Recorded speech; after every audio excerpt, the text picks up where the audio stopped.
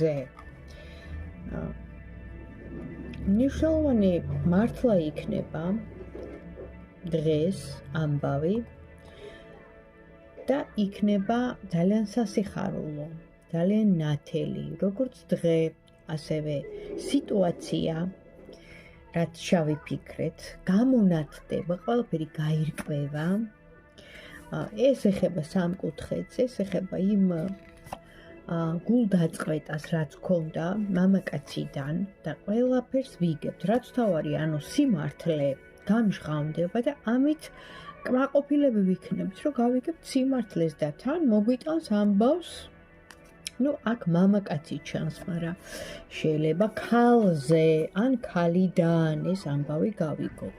ყოველ შემთხვევაში ეს ამბავი მოდის ქალთან დაკავშირებით, წარსულ ვნებათა ღელვა პირადთან დაკავშირებით გავიგებთ ამბავს და გამომზეურდება, გამოაშკარავდება ეს ამბავი.